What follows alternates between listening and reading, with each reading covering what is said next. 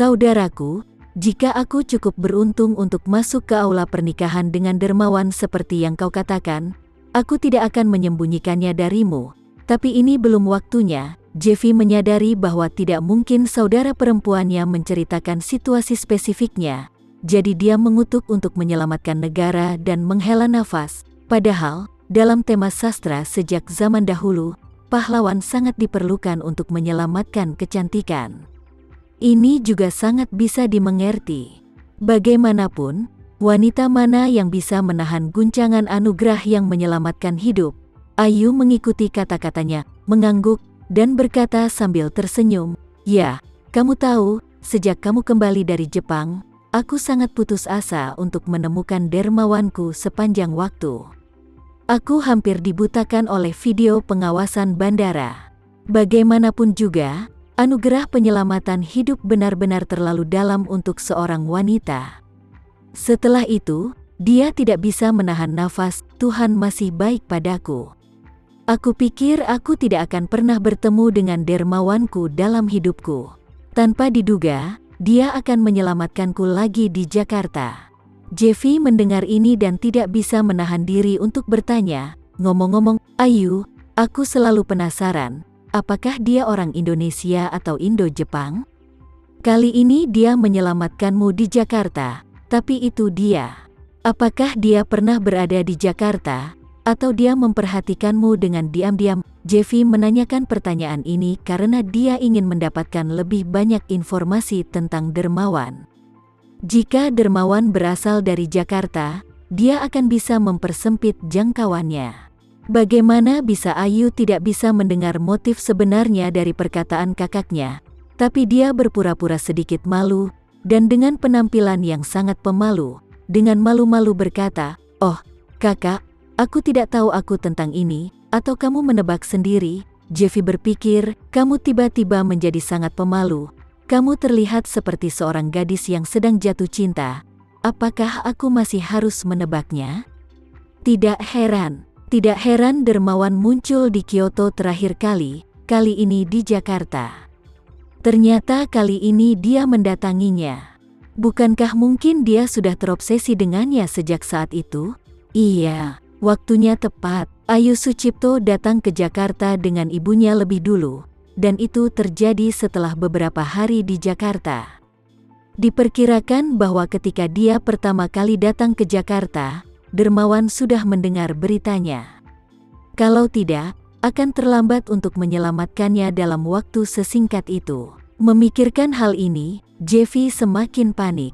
Awalnya, dia dan kakeknya khawatir konferensi pers ini akan membawa pukulan yang lebih fatal bagi reputasi pribadi lelaki tua itu. Apalagi dengan syarat dia tidak terluka sama sekali.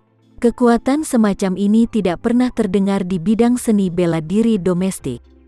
Jangankan prajurit bintang 3, bahkan prajurit bintang 4 pun mungkin tidak cukup untuk menonton. Yang lebih mengkhawatirkan Jeffy adalah dia tidak tahu apa hubungan antara Ayu dan sang dermawan.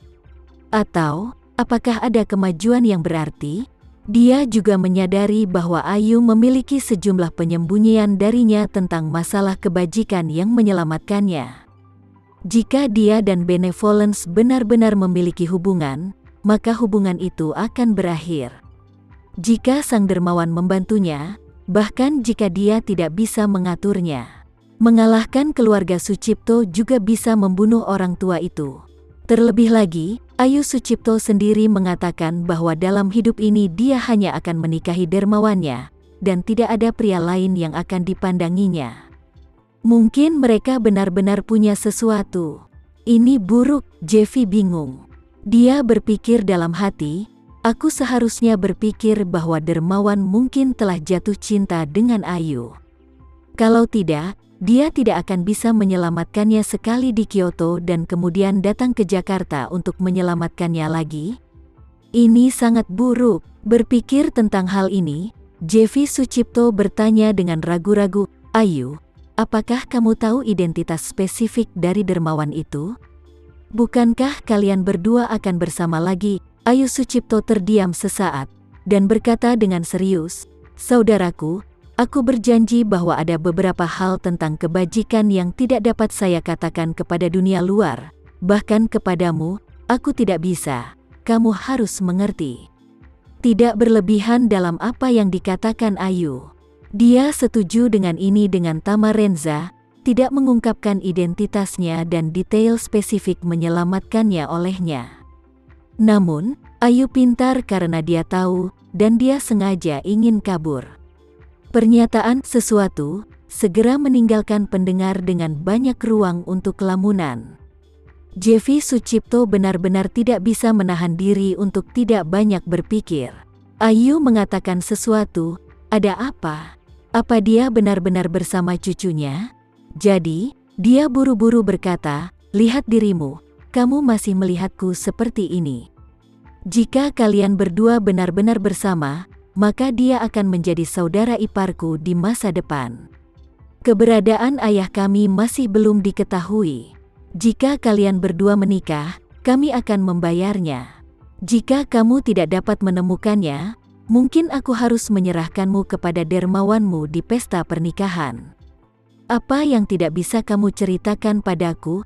Ayu Sucipto berkata dengan sangat serius. Namun, sekarang tampaknya pria baik hati yang tersembunyi dalam kegelapan tetapi dengan kekuatan besar adalah bahaya nyata yang perlu ditangani.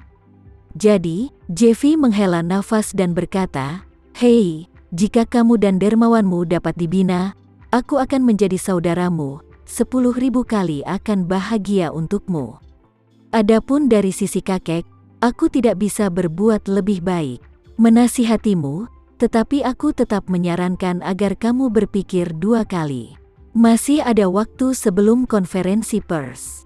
Pikirkan lagi. Ayu tahu kalau kakaknya berkata demikian, ini untuk sementara waktu mengakhiri percakapan. Sangat mungkin bahwa dia bermaksud untuk melaporkan situasinya kepada lelaki tua itu sesegera mungkin. Bagaimanapun, dia baru saja memindahkan dermawannya dan memasang bom asap lagi. Sekarang saudara laki-lakinya pasti telah dibohongi olehnya, dan kesadarannya juga telah hilang. Ini sebenarnya adalah tujuan Ayu Sucipto. Dia tahu bahwa kemampuannya terbatas, belum lagi apa yang dia miliki, jadi dia hanya bisa keluar dari dermawannya untuk memalsukan kekuatannya. Meskipun dia sedikit malu, tapi untungnya, dia hanya tipuan dan tidak membocorkan informasi apapun tentang kebajikan. Jadi dia berkata kepada Jeffy, saudaraku, jangan mencampurkan masalah ini, biarkan aku yang mengurusnya sendiri. Melihat sikap Ayu Sucipto yang kekeh, Jeffy tidak mencoba membujuknya lagi. Dia berencana untuk melaporkan situasi penting yang baru saja dia temukan kepada lelaki tua itu untuk melihat bagaimana sikapnya.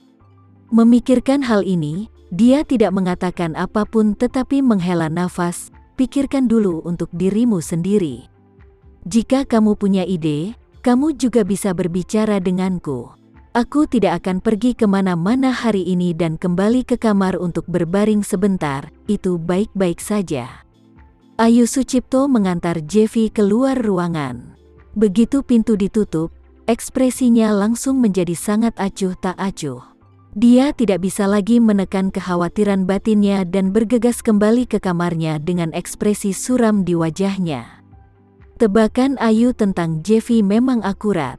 Hal pertama yang dilakukan Jeffy setelah kembali ke kamar adalah segera melaporkan kepada Chen Sucipto apa yang baru saja dia bicarakan dengannya.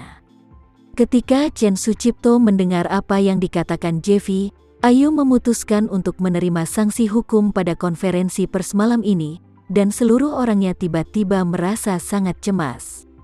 Dia secara alami memiliki cara untuk melindungi dirinya dari hukuman hukum, dan apa yang benar-benar dia khawatirkan adalah jika dia melakukan ini, dia tidak akan pernah kembali. Sebab selama mereka melanggar hukum,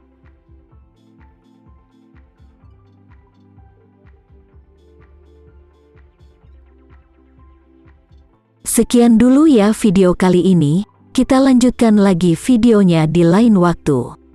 Oh iya, bagaimana menurut kalian? Semoga bisa sedikit menghibur kalian semua.